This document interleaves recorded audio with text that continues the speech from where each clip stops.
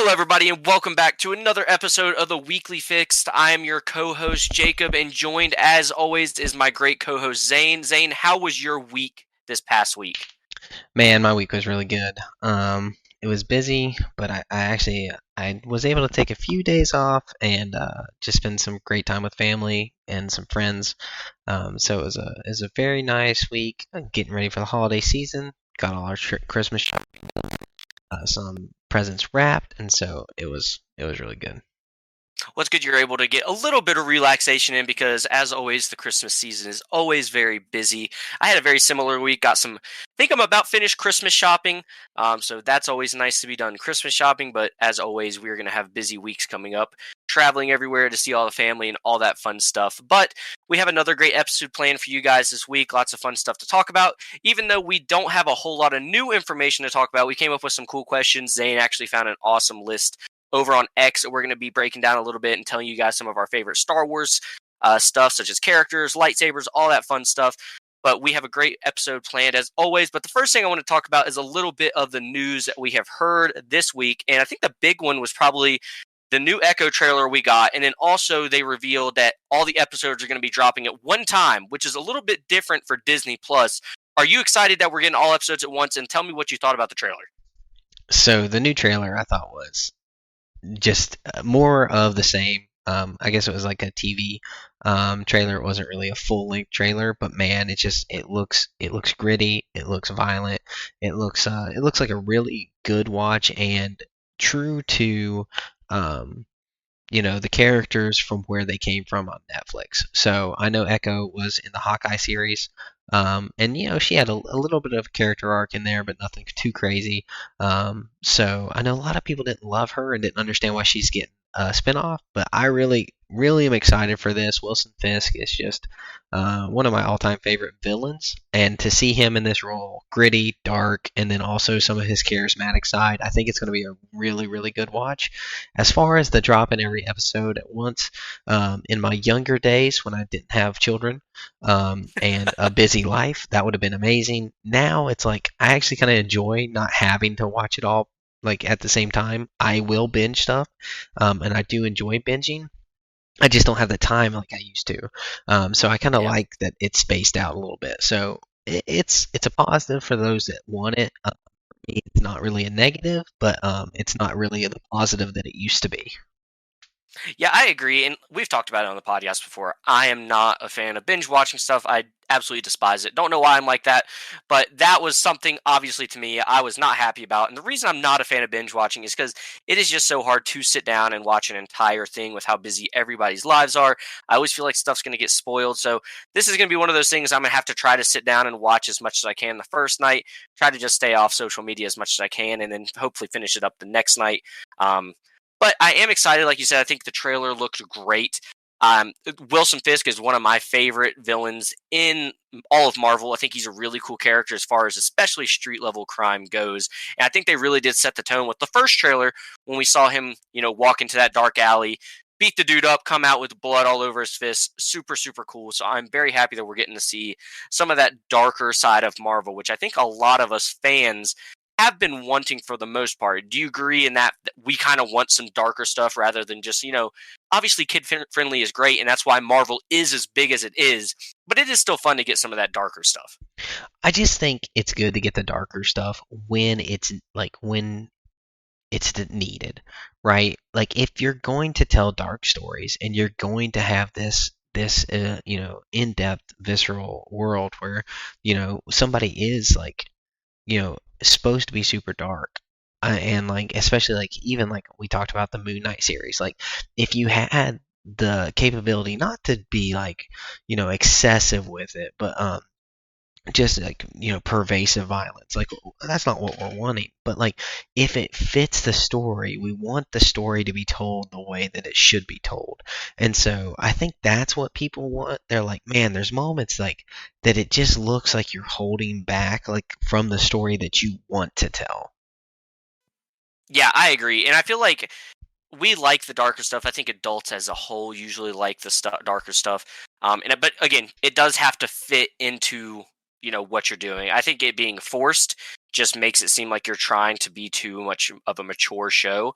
But when it's done right, I think it's makes it just all the better because a lot of us watching Marvel stuff, especially us that have stuck through it to this point, I would say a large majority of that viewership is probably in, later teens, early 20s. Obviously we have some people that are older than that really love Marvel and stuff still.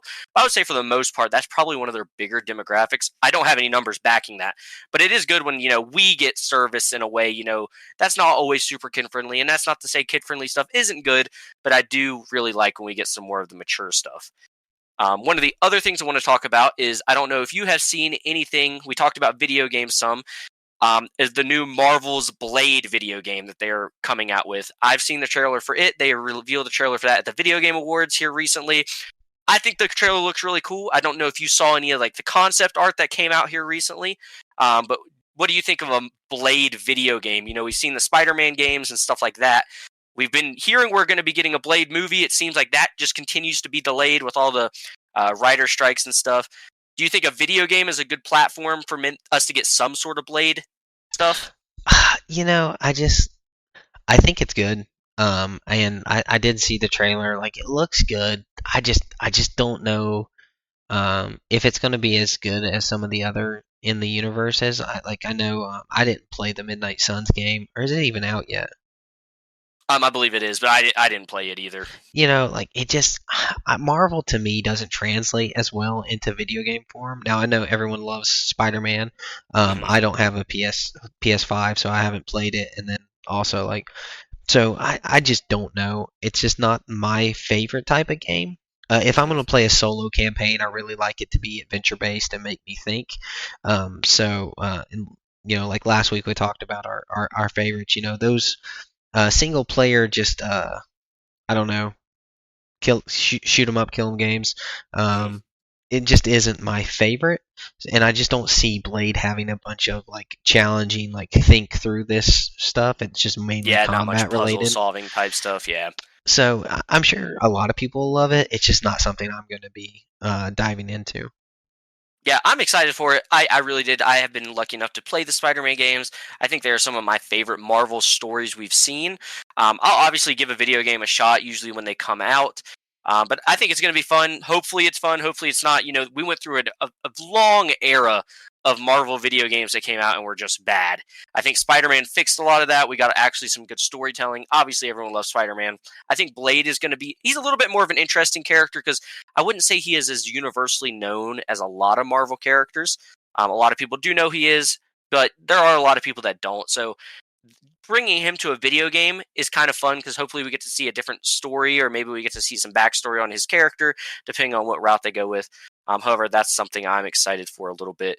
Shifting gears a little bit into Star Wars, I don't know if you saw the news about Hayden Christensen, but he said playing Anakin Skywalker on the Ahsoka series really got him excited to be acting again, and he said he would definitely be interested in coming back for more Star Wars projects in the future. Do you think we have seen the last of Hayden Christensen in Star Wars, or do you think we definitely are going to be seeing more of him in these upcoming projects? Oh, we have definitely not seen the last of him.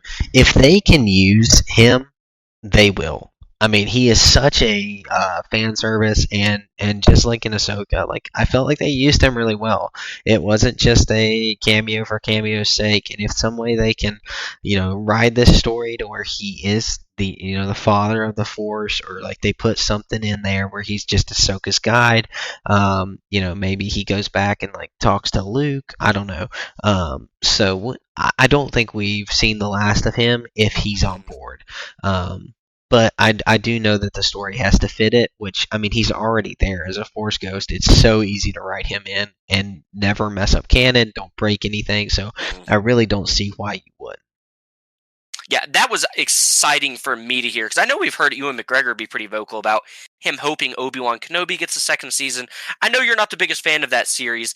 I did enjoy it, though, and I obviously, anytime we can get more Obi-Wan, I'm a fan of it. So hearing that Hayden Christensen does like the direction Star Wars is going in, and actually does feel the need that there could potentially be a reason for him to come back as Anakin is awesome, because we hear a lot of time actors say if there's a story to be told for that character, I'd be willing to come back for it. So I Right. think that's always, pretty common thing we hear. And hearing that Hayden Christensen is on board is always cool because, I mean, that's who we grew up with. So it's kind of like hearing when Hugh Jackman was coming back for Deadpool 3, that's exciting because, a lot of us grew up with Hugh Jackman for Wolverine. So kind of getting that same kind of nostalgia feeling of we're going to get to see the person we grew up with. And that's always super exciting. Oh yeah, and it is just such a refreshment for those cameos to be used correctly.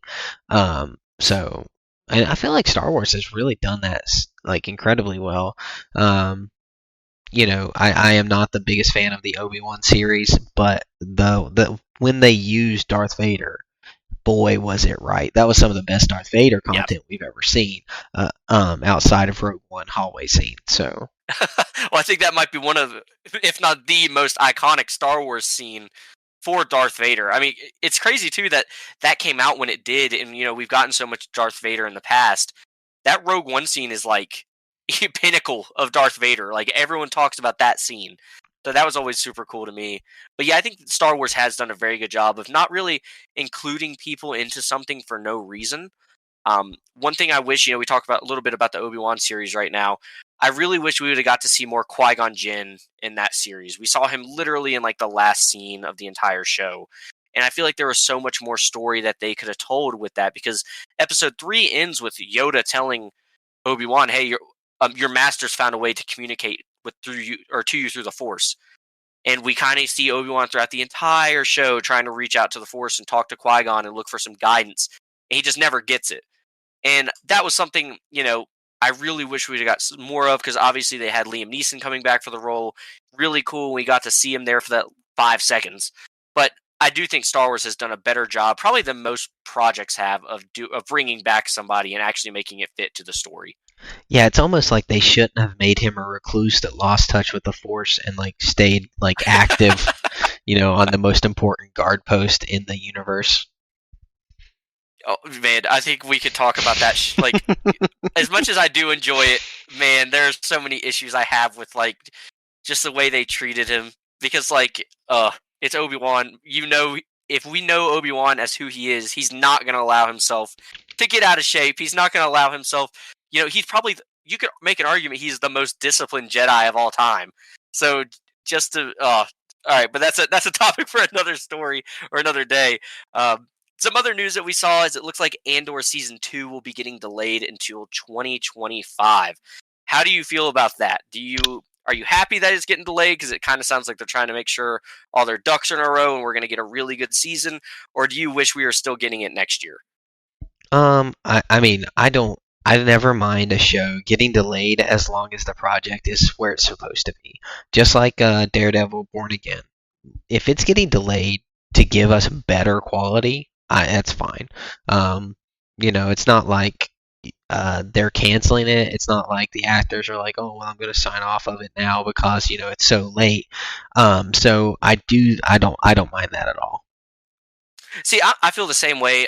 They did say a big reason for it was due to a lot of the writers and actors strikes, which I think we all kind of expected that. I mean, that was right kind of during the prime of that stuff starting out when we got season 1, season 2, they started working on, but they didn't get very far.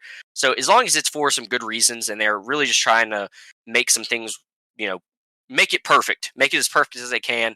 I still think we do have a good slate for next year as far as Star Wars go. Looks like we're going to be getting that show, The Acolyte, which we haven't seen a trailer on. I don't know if you ever got to see the trailer that I sent you that got leaked because it got taken down really quick. So I don't remember if you got to see that or not. I did. I did get to see it. Yeah, so it did look good. So that's something I think, obviously the trailer is low quality, so we didn't really get to see it for what it truly is. That one's slated. Bad Batch Season 2 is still supposed to come out next year, which I am a huge Bad Batch fan. It's honestly become one of my favorite animated, as good as the animated stuff as we've gotten for Star Wars is, I almost find myself looking forward to that more than anything, because I just think it's great. Skeleton Crew is still projected to come out next year, and then we get another Tales of the Jedi. So still a pretty solid slate for a 2024. If you look at it that way, we're getting 2 brand new projects and 2 season 2s. I do wish one of those season 2s was a live action project, but I love animated so much it doesn't bother me too bad. But we do get 2 new live action ones. Is there one of those that you're looking forward to more than any of the others, or are you looking forward to them all? Tales of the Jedi. I just thought Tales of the Jedi was so well done. There wasn't a miss episode. They were so clean. They were so well animated, and they expanded the story appropriately, and didn't have any fluff. I did like the Bad Batch. It is not like it didn't hit for me like it does for some other people. So Mhm. there is a little bit of that for me. Like I'm not super excited for that one. But yeah, definitely Tales of the Jedi is one that I'm very much excited for. Now I know Tales of the Jedi is one of those shows a lot of people have been talking about of what direction they think they're going to go with the show. I've been seeing a lot of people say they think this upcoming season is going to be talking about Balin Skull and when he was with the Jedi Order and kind of giving us some more backstory to that character because we don't know a whole lot about him. Have you thought any bit about where that show is going to go? Do you think it potentially will pick up with something like that, or do you see it more kind of doing what they did in season one, talking a little bit more about Ahsoka's journey post, the Jedi Order and stuff like that? I honestly, I just hope we get more Count Dooku. The I think a Ahsoka, lot of people feel that way. the Ahsoka stuff was cool, but honestly, my favorite parts were the Count Dooku. Such a awesome character study of why he fell from the Order, what he did, and what was really working behind the scenes of why the Jedi were getting sluggish to fall to the Sith is one of the reasons he left the Sith. So, honestly, that was really fun, and those are the type of expansions that I want. The Ahsoka stuff was great. I loved her little man, her fighting that Inquisitor, in the camp. That was incredible. Hmm. What a wonderful moment. Um, the child Ahsoka was fine. Honestly, I thought that may have been the weakest episode. And then, man, I just blanked on it. But Well, the I got you. Yaddle, getting characters Yes. like that, like Yaddle. But I don't necessarily need a Balin. Because man, he did such a good job. We don't know where he's going with it. I don't necessarily like. I kind of like that mystery Hmm. of who he was. Honestly, I would rather see maybe the Shin Hati in it a little bit, even though Okay. even though she's not a Jedi. Maybe see like and honestly, I guess if we're gonna see her, we're probably gonna see Balin. Maybe raise her up, but let her be the character focus instead of Okay. Balin. If we're gonna pick somebody from the New Order, obviously it would be cool to see some Kanan Jarrus. Oh. Um, and then one of Kit Fisto. I really like Kit Fisto. So if we could see some Kit Fisto or some Mace Windu and just some amazing moments from them, just some of the cool Jedi's, even Plo Koon, that we haven't got a ton of content from, just expand on some of those because I mean there's so many people in the original that we haven't expanded on that I really don't think we need more Ahsoka. I mean, how much content do we have Ahsoka? In Star Wars. Like it's a lot. It is a lot, and it's almost to the point where you're almost starting to feel like, is she the chosen one, right? Because it's like she is the focus of everything, and I love Ahsoka. I think she's a great character. Don't get me wrong, and I'm sure you feel the same way. We both like Ahsoka, but there are so many awesome characters. I would love to see.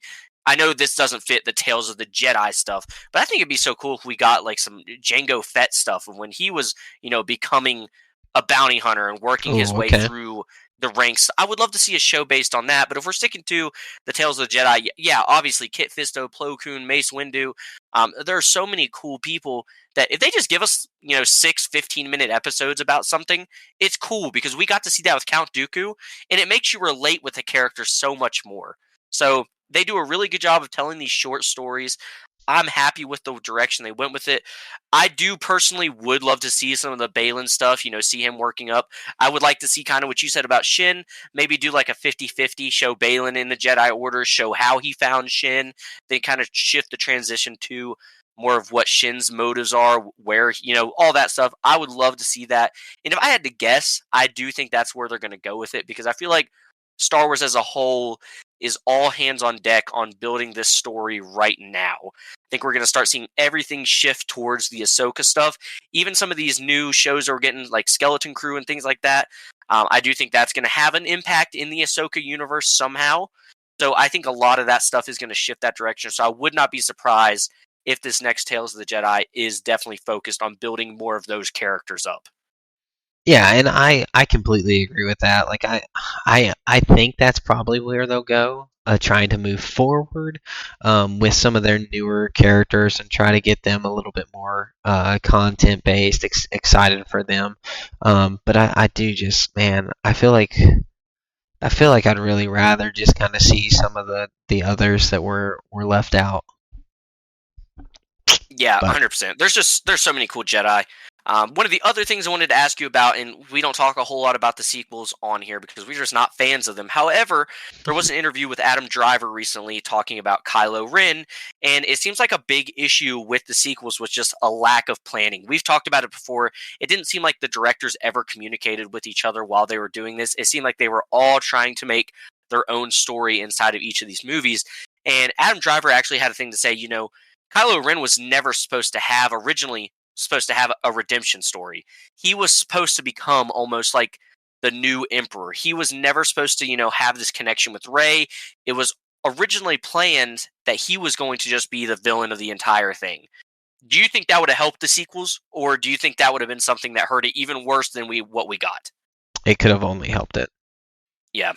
I thought the same thing when I read that. I thought the Kylo Ren just owning up to being a villain would have been perfect. When he was talking about it, I was like, well, that would have been exactly what that sequel needed, because we don't need that line, somehow the Emperor returned, if Kylo Ren is the main villain. That's right. Just like it should have been Darth Maul being the villain. That would have been an acceptable substitute. However, I do not think I do not think that could have done anything but help the sequels. Yeah, I thought that was cool, and just makes me so sad hearing some of these things that come out about the sequels, because we really could have got something so special when you hear some of these potential stories that we could have gotten, and it's almost like they picked the absolute worst one, and it just blows my mind every time I hear stuff about those movies, and it irritates me at the same time because I'm like, oh, that actually could have been good. How did we get what we got? I Ryan don't get it Johnson, dude. sometimes. Ryan Johnson. I really don't, but. That's most of the news I had seen this week. I don't know if you picked up on anything else, that there's anything of interest you wanted to talk about. I That was the honestly, majority.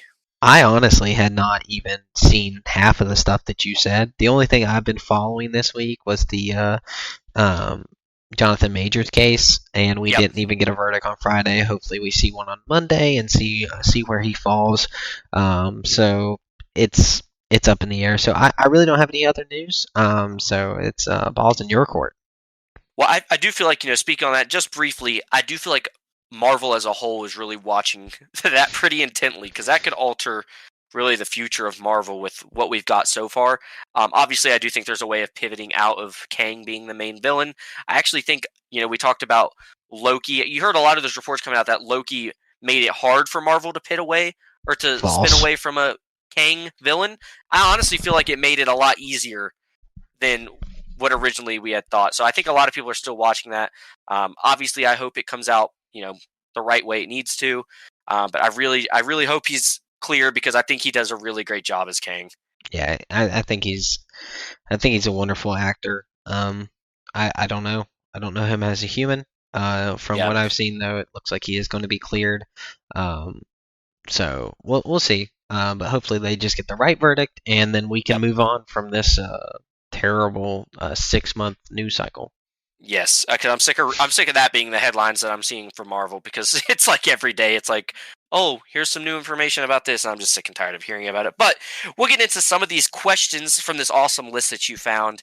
Talking about some Star Wars stuff. I feel like we've talked about Star Wars and Marvel a lot on the show, but those are probably our two biggest things that we are interested in.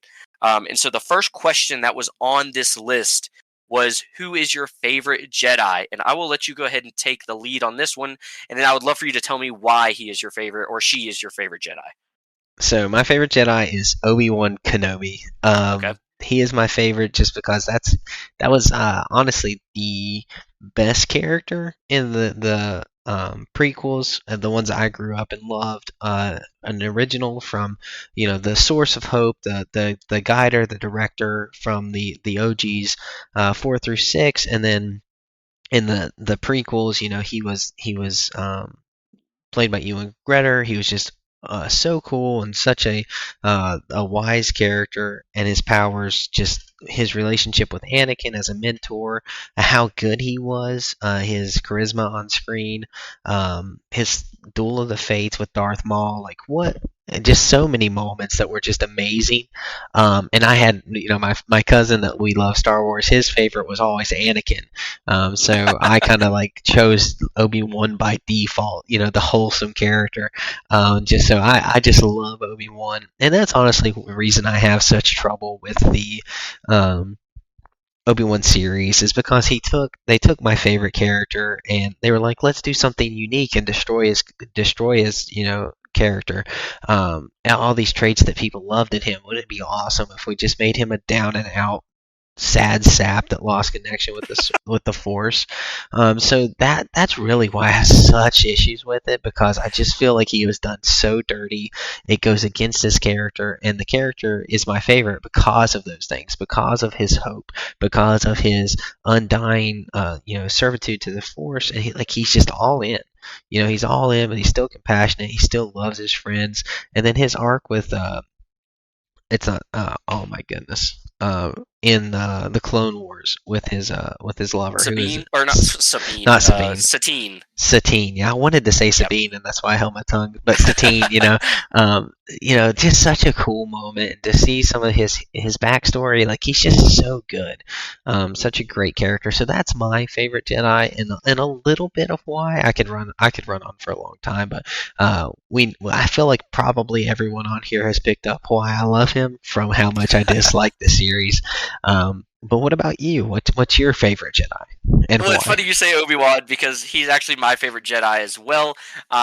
Obviously, all the reasons you mentioned are great, but my favorite thing about him, thing that always stood out to me, was he was that guy. Yoda. I love in Episode 3. You see Yoda say you have to go confront Anakin. You have to go kill him, and he's hesitant to do it because Anakin is like his brother. He's like, well, send me to go fight the Emperor. Right? Yeah. He's prepared to do anything, and he's willing to do whatever he has to do. He's that guy that if you need something done, you can count on him to do it. Yoda's like, I just don't think you're powerful enough. Why don't you go take care of Anakin? And guess what? Even though he's not as good of a fighter as Anakin, I think we could agree to that. He's not as strong in the Force as Anakin is. He gets the job done. And that has Yeah. always been the thing that I love about him. We see him go fight General Grievous. He's outmanned by a lot when he first jumps down in there and confronts him. But he just straight up does it. And then he takes care of business. And that's always been my favorite thing about him. I always love that guy that you can just, hey, just go do this. And then they just go do it. That is so cool to me. That has been my biggest thing. Obviously, I love the OG trilogy. I actually like how he is that hermit in the desert. I think it's cool. I think that is one of the things that the Obi-Wan series did well is towards the end of the show, we see him really kind of get back to who he was. And you see him go off into the desert with the Force Ghost of Qui-Gon, and he's going to train. And when we see him in the original trilogy, he's still as well-versed in the Force. We see him using Jedi mind tricks on the Stormtroopers. I just love that character. I think he is the definition of a Jedi. We see people say, like, this is a Jedi, this is a gray Jedi, this Obi-Wan is a Jedi, and that is by far my favorite thing about him. Yeah. Okay. So, well, I mean, you have great taste. We disagree a lot on here, actually, more than I thought we would when we started this, but full agreement on that one, and wonderful point, by the way. Yeah, I just love the go get it done and he'll get it done. So, moving on to the second question, and I already know my answer is probably going to shock you. So, I'm going to go ahead and let you take the lead on this one again. What is the favorite character lightsaber? Who do you think has the coolest lightsaber design? And then I wanted to add a little caveat onto this question. Okay. What is your favorite lightsaber color? So those can be two different questions there. But if you were a Jedi, what kyber crystal would you want to have? Okay. So I absolutely there's so many cool Jedi lightsabers, and there's so many that I like. Mace Windu's obviously stands out just from the sheer uniqueness and the backstory of how he got to choose purple. That's really cool. And then you go to Ezra's in Rebels, and how unique his are, and then him building Kanan Jarrus is just like it in the Ahsoka show, and so many cool ones. But honestly, the one that stands out to me, the one that is definitely my favorite lightsaber, the one that you always wanted to see was the OG Darth Maul lightsaber Okay, okay. from Duel of the Fates. That thing was just the coolest thing to see him line up that one side and then the other side. Just absolutely incredible. We had a kid in grade school that he had the plastic Darth Vader one, and it was just so cool. Everyone else, they had Obi-Wans, or they had, Luke's, or they had Anakin's, but when he walked in with that one, everyone was like, "Whoa, how cool!" And we talked about Count Dooku and his unique one, but I just never liked. I don't like his fencing fighting style with like the parrying and stuff. Like I just don't like his.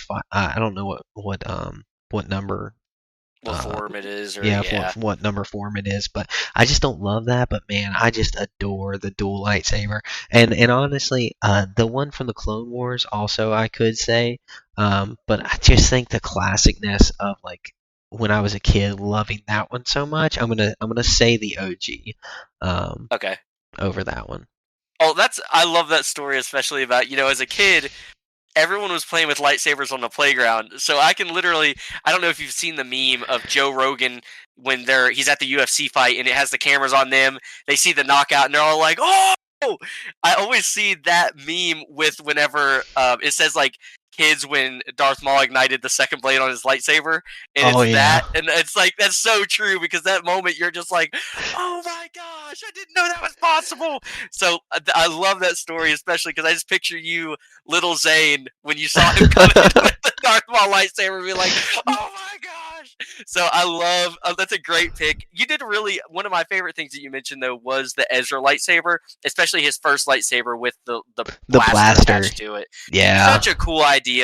I really, really love that lightsaber. And like I said, mine is definitely going to surprise you. And I hate that I like this lightsaber so much. But when we're talking about just straight up designs, you might not even remember what this looks like. This is probably the only good thing I had to say about these movies. At the end of the sequels, in The Rise of Skywalker, when Rey is in the desert and she ignites the yellow bladed lightsaber, the lightsaber itself is actually extremely cool looking. And if you wanted to look it up real quick so you can get an idea of what I'm saying, that lightsaber, when I saw it, I was like, of course they give probably the coolest looking lightsaber I personally have ever seen to one of my Oh, least favorite characters in all of Star Wars. I actually know what it looks like, and honestly, the hilt of it, like, honestly has a lot of resemblance to To Darth Yep, Maul's it ends. does. So Yep. I do know what it looks like. I love the spikes on it. It is Yeah, very that is cool. literally, yeah, that is one of the big things for me. The spikes are so cool. And then if you look towards like, the top of the hill, you start to look down a little bit, you can actually see the blade of the lightsaber in the lightsaber hilt itself because there's like some vents. I always Okay. thought that was so cool looking. I love that lightsaber. I love how it looks. I love how she's got like kind of the wrapping around the lightsaber, kind of symbolic of her staff that she used in The Force Awakens. I really like that. I do like that I just like that lightsaber, and it pains me that that is my favorite one. I don't know why. Close second for me is Luke Skywalker's. I Oh yeah. love that lightsaber. His green one. Let me preface that with the green one. Okay. I think that is one of the cleanest looking lightsabers. I remember when we saw that in The Mandalorian season 2. When I saw him walk in and I saw that hilt, I was like, "Oh my gosh, we're back!" So that one, I love that lightsaber. So unfortunately, that's mine, but I do think it's still a cool one, and I think it's hard to argue that it's not one of the cooler looking ones. Is Ray's. Oh, I do. That one is so cool. And then the one that the Wookiee made out of wood, that one was really Yes, cool yes. too. Um, so I honestly, man, that's an impressive pick. It's cool that the one was buried in the sand for you. Yep. Um, you know, wait, that wasn't Luke's, No, was no, it? Luke's was, I, or was dude, Luke's honestly, thrown over his I think shoulder? his might have been thrown. Yeah, that was a great moment, one of the best. Right? But Uh, cool that you can pick something out of those yeah, I movies found that something about the sequels that I like. So, there's there's a a pat little on the back for positive. me. Yes. Yeah. Okay. So, on with that question though, if you were a Jedi, what would be your favorite? What color lightsaber would you like to have? I loved the so I think the white lightsabers are super cool because they are Yep. purified Sith kyber crystal. Hmm. I think that's incredible with the story, but I really love the very light blue hue that Okay. Ezra and Kanan have. And also, I love how thin their blades are. I love that style of animation that theirs were thinner instead of the traditional thick. Yep. So I think I would have the light blue. And I know that's kind of like what your force would put into it, so I probably wouldn't get that. But if I could choose, would be the one that I would choose. Well, it's funny you mentioned the skinnier style lightsabers because I remember a lot of people didn't like that about the Rebels show. That was one Oh, of I the big know. complaints about it. And then as people watched the show, I think they did kind of fall in love with the look of it. I was one of the same. I agree with you. We're agreeing a lot on this episode, so we need to stop doing that because that's what people come to watch is to listen to us argue. But That's right. Yeah, they're terrible. yes, but I actually like the thin style too because I just think it looks more fluid. I think it makes sense too. Sometimes there's one of the things we've talked about. We keep bashing on the Obi-Wan Kenobi series. Those lightsabers were way too thick. I felt like those things were huge, and I was like, "What are they using? Long swords now? Like, what do we got going on here?" But light blue is a great color. I've always been a big fan of the green lightsabers. Whenever I played through the Jedi games, Jedi Fallen Order and Survivor, I always picked the green ones. I think the orange ones are cool. The yellow ones are really cool just because they're symbolic of that, gray Jedi, that kind of balance. I think those are really cool. And I love that we actually have the lore to talk about the lightsaber colors too because it makes it more fun. But I do think I would have to go with green. I think that's just always been mine. Blue would be a very close second though. Oh yeah. If I was cool enough, I would have one blue and one green. But Mm, I don't think I would be that powerful of a Jedi if we're being honest. yeah. I think I'd I just mean, have to pick my one and be happy. yeah. The green is my favorite color, but honestly, I just love the white that shines through in the blue. Ah, Mhm. so cool. And yeah, It is I cool. I did just Google a picture of how thick those were because I kind of I guess I'd erase that. I think that's because they use practical Yeah. sabers the entire time, like that actually lit up like very bright. Um, so I think that's one of the reasons they're so thick. Yeah, it's just I don't there's one scene in particular when he confronts Vader for the first time. It's right before he gets burned in the fire. And I saw the hilt on that thing and I was like, his hand can barely fit around it. It doesn't make sense. I was like, I'm not a fan of it. So Well, let's move on. when you lose connection with the Force, your hands shrink. Yeah, he's like that. What is it? The old Wendy's or Burger King commercial where he's just like, I have these tiny hands. Yeah, Wendy's. That I was think it's Obi-Wan Kenobi Wendy's. when he. Oh man. Oh goodness gracious! But moving on from our favorite character, the lightsaber, our next question up on the list is our favorite Sith. So I'll let you go ahead. We'll continue letting you lead the way on these questions. Who's your I favorite Sith in Star I Wars? can't imagine that we're gonna disagree on this one. Okay. Um, because I know who your Mount Rushmore is of villains. Yep. And if your Mount Rushmore of villains contains one Star Wars character that's a Sith, I would say that it's the same. But for me, it's Darth Vader. Yeah. It just does not get better. He is honestly potentially the best villain of all time. Mhm. His presence, his redemption arc at the end, his fall from grace as Anakin. Um, I love his character, and man, what Rogue One and even the Obi-Wan Kenobi show did for him was incredible. Yep. His presence, his fear, his strength in the Force, and in the comics, man, when Oh, he's whew. in, it's when he's surrounded by like hundreds of people, and they're like I have you surrounded, and he says, "All I'm surrounded by is dead men." It's like, holy cow! It's chills, dude. It's literally goosebumps. So it's got to be him. A close second for me is Darth Maul, but it's not Uh-huh. as close as some might think. Yeah, oh, dude, you said it. You know me. Darth Vader is definitely my favorite.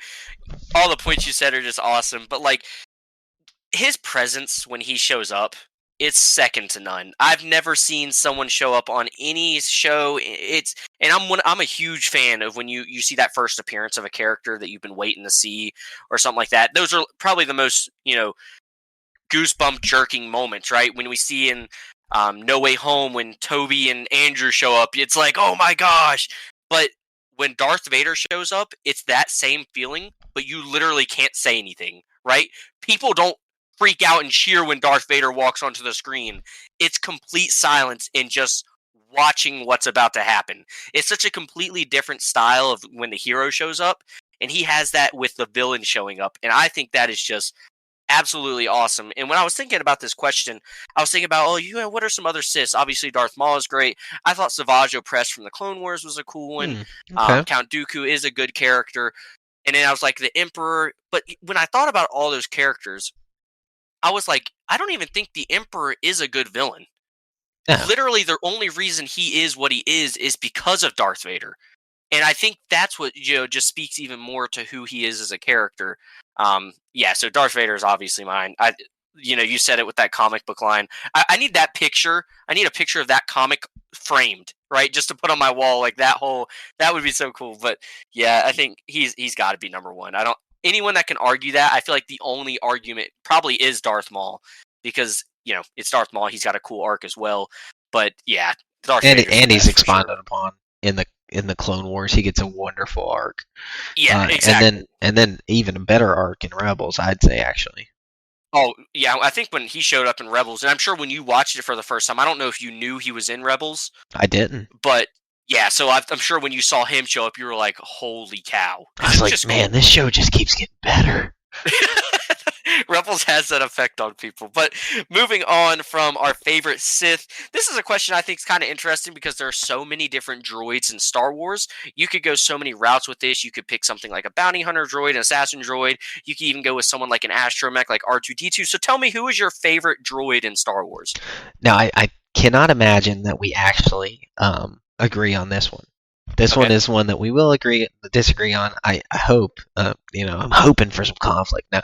Um, I despise so much of the droids in Star Wars. Like Chopper is annoying. I don't find him endearing.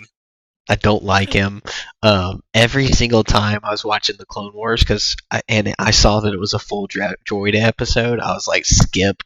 Um, I was like, I scanned through to make sure there was like no actual meaningful content, and I was like, all right, next.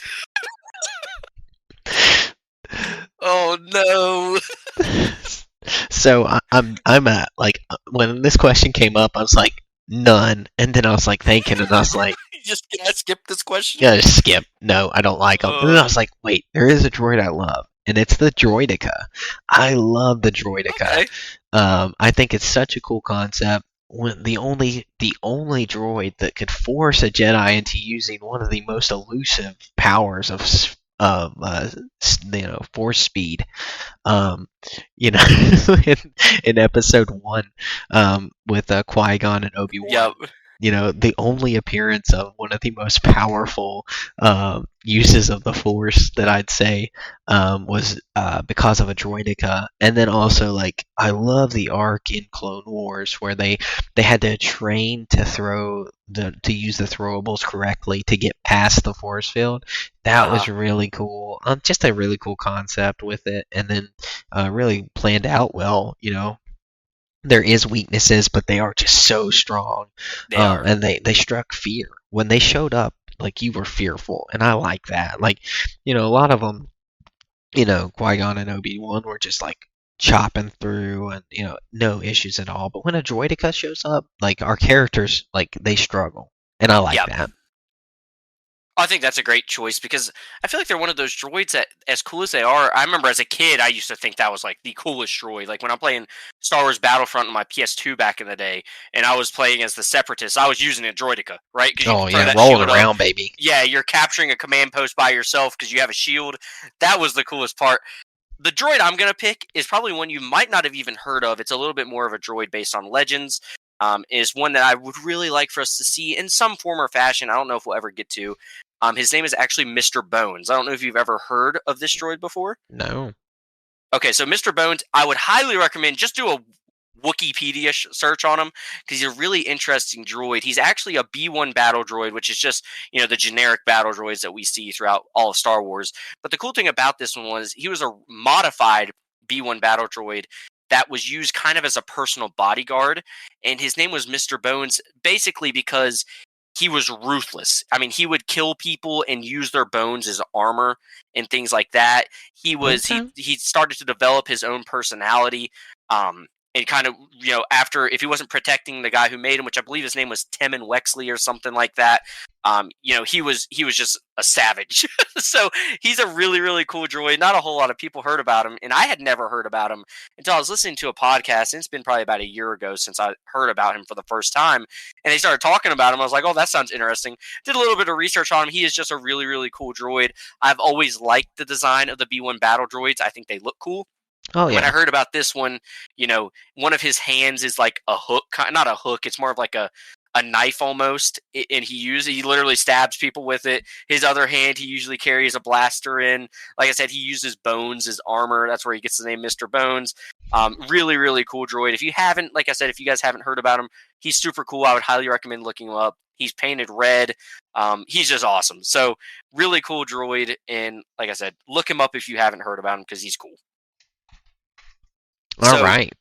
Moving on from favorite droids, I don't think this is one we'll spend a whole lot of time on. What is your favorite planet that you've seen in Star Wars? My favorite planet's Kamino.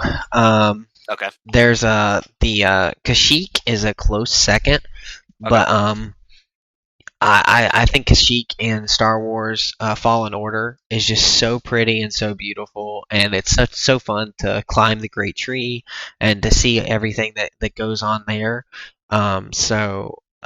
Kashyyyk is very cool, but Kamino, man, Obi-Wan's fight with the Jango Fett, and then also just all the droids, and then the Bad Batch has so many really cool scenes on it, expounds it even more, and just a planet completely covered by water is just really cool. So, of a question that's I don't know how you can necessarily have a favorite planet. I wouldn't want to live on it, but from visually and then all of just what we got to see content wise, it's pretty cool.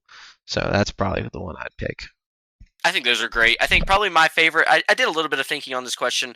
I really am a big fan of Coruscant, and I know that's kind of a basic question. I just like that it's kind of the hub. It's kind of like you would almost equate it to like New York City or something like that. It's just like the hub of everything that goes on. So much stuff is based on what's happening in Coruscant.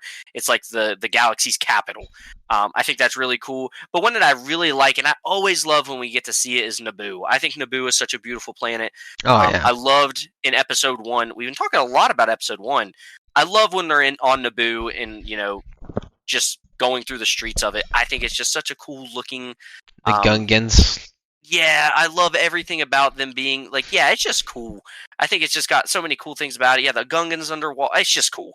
I mean, I think it's got, I remember talking about Star Wars Battlefront again. That was one of my favorite maps to play on, was when you played on Naboo, because it just looked cool. It had bright colors. It's just very pleasing to see. So that is my favorite planet. So moving on from favorite planet, we have our favorite creature in Star Wars. Who is your favorite creature? My favorite creature actually comes from Rebels, and it's definitely the White Loth Wolf. Okay. Such a cool moment when you think they're extinct, and then obviously the saviors of Kanan and Ezra. So that was definitely my favorite creature. Second to that would be a Wookiee. I love the Wookiees. If I like Kashyyyk, I love the Wookiees and their Episode 3 with Yoda on there. I mean, so awesome. But as far as I kind of see them more as a humanoid, and not as much as a creature. Yep. So I definitely the White Loth Wolf from Rebels would be my favorite. I think the Loth Wolves are really cool, like you said, because everyone thought they were extinct, but they were really just waiting for the perfect time to reveal themselves again, just because of that deep connection to the Force they have. I gotta say, for mine, I had a couple, and I really like Rancors. I think they are so cool. I know we talk a lot about certain things. I actually thought the scene in the Book of Boba Fett where he's riding the Rancor, I thought that Oh was man, epic. ate that up, Obviously, huh? yes, dude. I was like, let's go. We're finally getting to see some Rancors. Really, because really up to that point in the shows and movies, we kind of just see them get cut up by Luke Skywalker and stuff like that. So seeing one actually in full force and how much damage they can cause, I thought that was really cool. And then the second one that I really like is Purgle. I think Purgle are really cool. Oh yeah. Kind of that same thing with the Loth Wolves. They're very mysterious. You don't really get what their whole agenda is. They're kind of just doing their own thing, floating around in space, being whales and all. So I really like Purgle. I think they're cool. And I love that they can travel through hyperspace just by themselves. I think that's super, super cool. But that is probably my two creatures that I think are the coolest. But if I had to pick one, I think I would rather have a pet Rancor than a pet Purgle. But that's just I don't me. know, man. I feel like I feel like if I could travel through hyperspace. It is pretty cool. It is pretty cool. I mean, yeah, probably Purgles are number 3 for me, honestly. If or number 2 if Wookiees don't count. But I love that pick. Rancors are amazing. They are so cool. And then I know you've got to play Jedi Survivor, but you also get like a bunch of interactions with them on there. Yes. So very, very good pick, Jake. Yeah, I really like them. I think Rancors, and when you fight them in Jedi Survivor, man, are they not fun to fight because they're very, very, very hard to kill. But they are very satisfying to kill as well. So those are my favorite creatures. Moving on to the next one is your favorite quote in all of Star Wars. And man, are there a lot to choose from. So I'm excited to see what you decided was your favorite quote. I mean, it's such a hard question. Um, the one that I was like thinking about that I really love is, um, uh, do or do not. There is no try. Mm-hmm. I love that quote because honestly, like, it's just so it embodies Yoda. And then even I watched in Rebels when he's like, "What does that even mean?" I never really understood. He just said it, and I tried to follow it. Like so like it's so funny to see kind of like how often like that's said.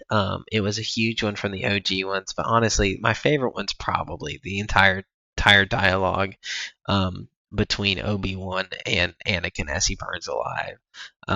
Dude. You were the chosen one. It was said that you were to destroy the Sith, not join them.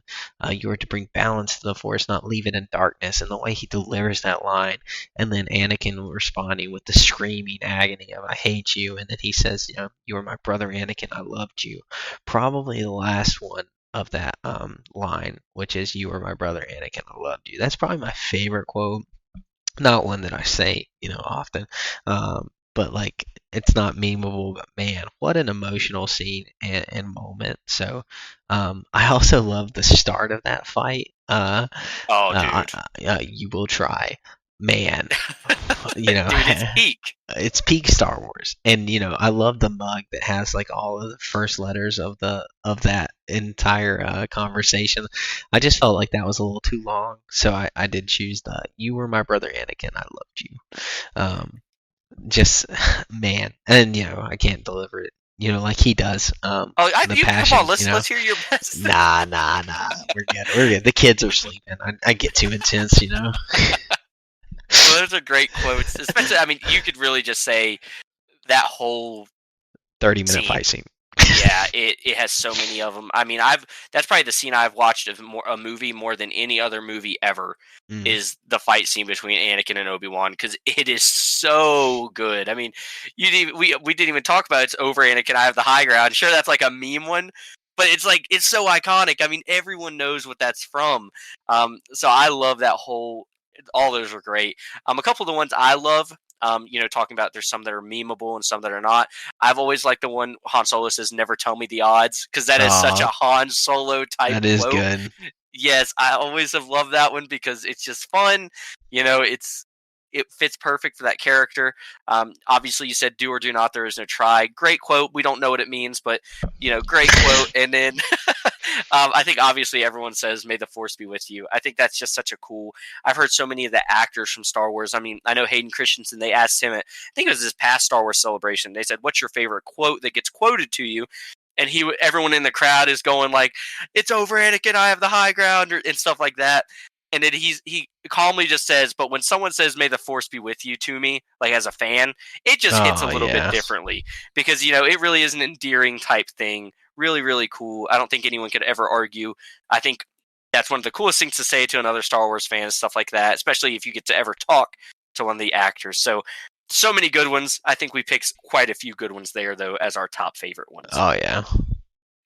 So moving on to the next one, and this is actually one of my favorite questions on the list, is what is your favorite ship in all of Star Wars? Obviously, there's a ton of cool ones. I definitely have my favorite. I wouldn't be surprised if you have the same one, but I might be surprised if you don't. So what is your favorite ship in all of Star Wars? So my favorite ship in Star Wars has always been the same since I watched Episode 1. And I'm actually sad that they brought it back for the Mandalorian series, and everyone probably knows what that is right now. But the N1 Starfighter is absolutely my favorite ship. The sleekness, Anakin, little Annie, learning to drive that thing and taking down the blockade, man. It's just such a cool design, so sleek, super powerful. Looks like the sports car of the sports cars of the the ships, the intergalactic ships. Yep. So I just absolutely love that ship. I think it's so sleek, and I don't regret that they brought it back for the Mandalorian. I just think now that pick is not going to be as unique because now everybody's like, oh, Mando ship, it's so cool, N1 Starfighter. But I love that ship before Mandalorian, so that's my favorite, and it's very cool and very well executed in Mandalorian as well. Well, so that's not what I expected you to say because my ship is not the same one, but I do think that is definitely in my top 3 because even I was the same way. I really, really love that ship. I think it's super cool. I was waiting for you to say it because I knew you were going to get to it. It is 100% the sport car of Star Wars ships. It is sleek. It is cool. It's fast. It's bright and yellow. It is awesome, right? Like it is the eye-catching ship, and where it's from Naboo. Just saying. So obviously they got some good designers over there, but yeah, that one's great. Mine is very generic, and I hate that it is so generic. But it is the no. That is my second ship. That is my second ship. So it's N1 Starfighters 3. X-wing is number 2, and number 1 is the Millennium Falcon. I've always had this thing for the Millennium Falcon because I've always liked stuff. So I'm a big collector. We haven't really talked about that a whole lot. Is stuff that you collect things, I collect things. We haven't really talked about that a whole lot on the podcast. So that might be something we need to dive into the future. But I love, obviously, part of collecting is getting some cooler, rare stuff sometimes. The Millennium Falcon is like, it is that. Like, it is the Millennium Falcon. There's not another one like it. It is, anytime you see it on the screen, I'm actually giving some props to the sequels tonight because I loved the scenes where the Millennium Falcon was flying through, all the debris and flying through the old Star Destroyers that were broken down on the planets. I like those scenes. I think they're obviously we've never hated on how beautiful those movies are. I mean, they're some of the most breathtaking looking movies we've ever seen. But I love those things. I think they're really cool. So that's one of the things that I think is awesome. I've loved the Millennium Falcon. Man, so you loved how they used it in the sequels? Yeah, I did. I love just having it back. Something about that ship is just, I loved them. Honestly, it makes me sad, but when they're crashing it through stuff, that's what it does. Like, it crashes through everything. I really disliked how they used it to, like, when it was a hyperspace skip. Was it skipping? Is that what they called it? Yeah, something like that, where they kept, like, jumping through. Yeah. Yeah, like, honestly, like, man, I just... Only Han Solo should be able to fly that ship as good as he did. That's just fair enough. Fair enough. Like, man, that's Han's ship. But is it really Han's ship? Because we do know.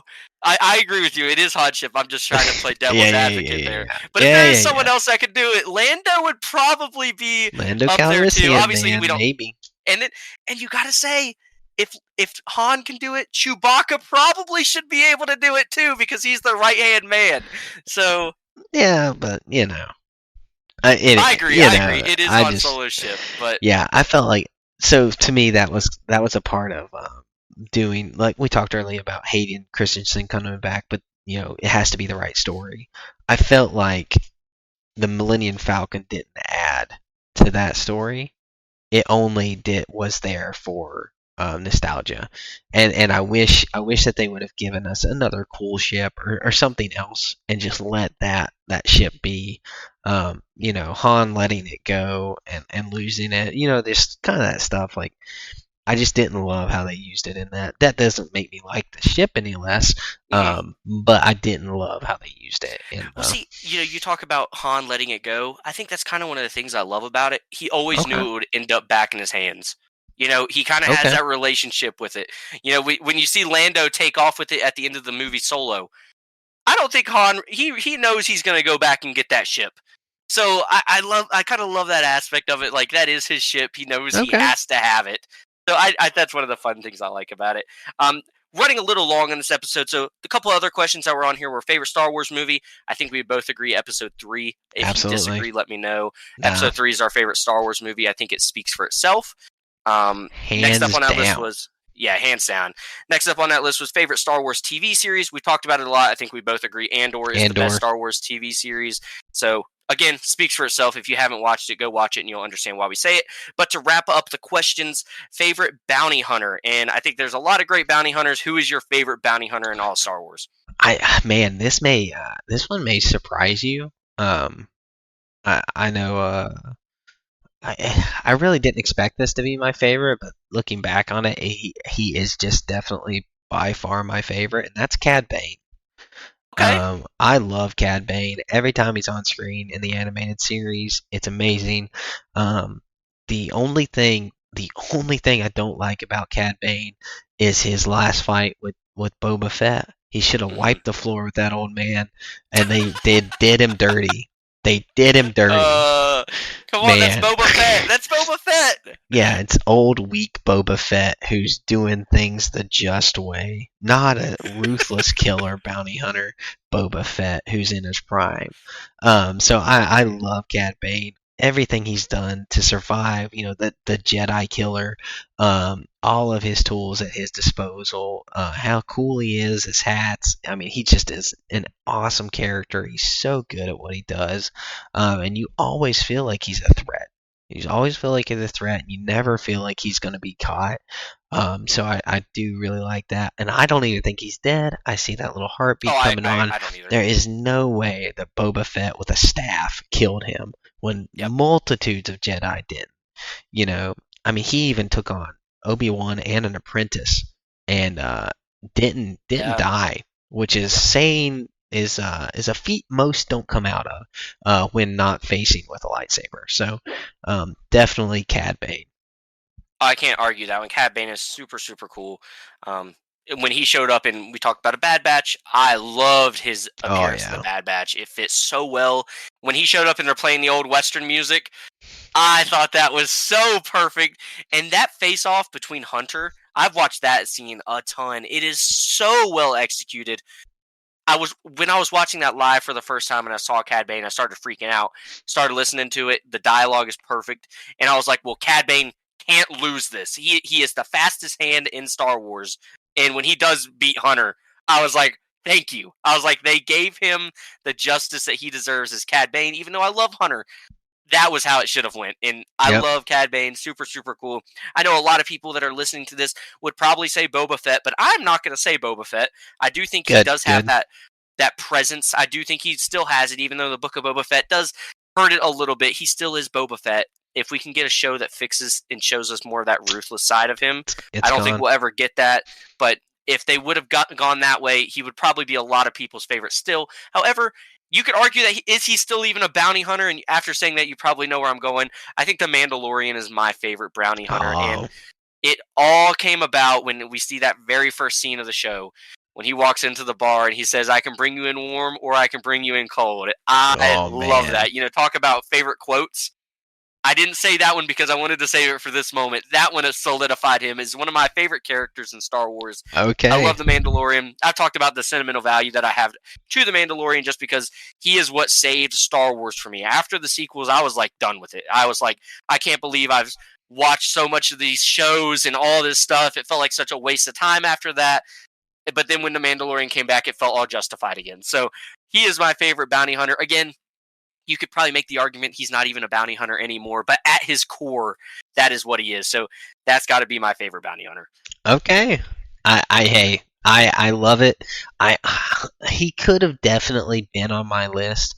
However, I didn't feel like he was a true bounty hunter from what we saw. Okay, fair enough. Fair So enough. so I felt like he was just more of a true Mandalorian Okay. and not so much a bounty hunter. Especially now in the first season, you're right. Like, man, he is, he strikes fear. He is definitely 100% a bounty hunter. But we quickly see him change into a compassionate, Yeah. father figure who is more concerned about the Mandalorians than he is about his bounty hunting. Um, Yeah. and so I don't think that's a bad pick at all. I love the pick. It just that's one of the reasons I didn't pick him because I didn't feel like he was true enough a bounty hunter anymore to deserve the top spot for me. Well, and I agree with that, and that's why I did preface it with you might not even consider him. Maybe I should say Right. season 1 Mandalorian because that he Which is is more of fine. that bounty Yeah, hunter. absolutely. But that's just I love that. I love him. I love the like you said it. He kind of walks into the room and everyone's like, "Holy cow, that's the Mandalorian!" and he's a bounty hunter. It's cool. So that's why I really like him. And I picked a lot of new age Star Wars stuff now that I'm thinking about this list, and that kind of surprises me that most of my stuff on this list I think came from more modern Star Wars. Not even the original Episode 1, 2, 3, or 4, 5, and 6. Well, So that's kind of funny to think about. But everyone loves the new, I mean, the old ones and thinks fondly of them. But I'll tell you, man, I I would rather watch any of the new ones, not sequels. Sequels we don't talk about, but I would rather watch any of the prequels than watch any of the oldies. And I that's would not a too. knock. That's not a knock on them. It's just it's not what I grew up with them, but they never were as cool. They're better story maybe, but man, I love the prequels, and they're Yeah. much that I mean they stand above. We both said Revenge of the Sith is our favorite, but man, I could watch Revenge of the Sith 3 times in a row. Um, and it's just such an awesome movie. And I know everybody doesn't like it as much as people who grew up with it, but those are the ones I grew up with. So obviously, um, a lot of what we grew up with will end up being our favorite because that's just Yeah. that's when you're a kid and you see stuff for the first time and you just start to develop that you just hold a fond spot in your heart for that kind of stuff, and so that's really cool. Well, I think you could also say 4, 5, and 6 are such a product of their time. If the graphical stuff would have been where it is today, you could definitely make an argument that it is every bit as good. But it is harder to watch because it is not as visually pleasing. There's a lot of issues with how it looks because you can just kind of see past that stuff, or you can see through that stuff nowadays. You can't really be tricked as easily. I think those are some of the things that always, it is hard to watch sometimes, but they do have that story. Like you said, you could argue the story might be better. But yeah, we grew up with 1, 2, and 3. That is what we love. And I do think, I've heard a lot of people say, the sequels are probably going to be a lot of people's favorites in 10, 15 years from now when the kids that's what they grew up with, that's what they love. And it is one of my favorite things about Star Wars is, we can agree to disagree on certain things, but at the end of the day, we all just love Star Wars. We all love, the content that we're getting, especially nowadays. So I'm excited to see what that argument in the future looks like when there's people our age, in 10 or 15 years that are battling for why the sequels are better than the prequels. That's always going to be fun to talk about. And we obviously are going to win that argument because the prequels are just superior. But Yeah, it's that hard is to lose all an of our argument when you're right. Yes. So that is all the questions we had for today. Again, we always talk about it. If you guys have any questions when you're watching this, feel free to reach out to us. Zane does a great job of putting all of our stuff down in the description below on how to reach us. Zane, is there anything else you wanted to talk about on this episode? Man, that's it. Hey, catch us next week. We're doing a Christmas special. It's going to be a super short one, but we're going to drop it on Christmas Eve. If you want to tune into that one, check that out. We're really excited about it. Just going over some of our favorite Christmas movies, and we're gonna record that and send it out on Christmas Eve. So if you're curious about that, a little bit of off comic books, tune into that one. I hope y'all tune in. Yes, I'm very excited to do that one. It's gonna be fun. Christmas is my favorite time of the year, so if you guys like Christmas, you definitely won't want to miss that episode. But again, thank you guys so much for watching the Weekly Fix. This has been another great episode. Thank you guys again, and we can't wait to see you in the next one. Bye.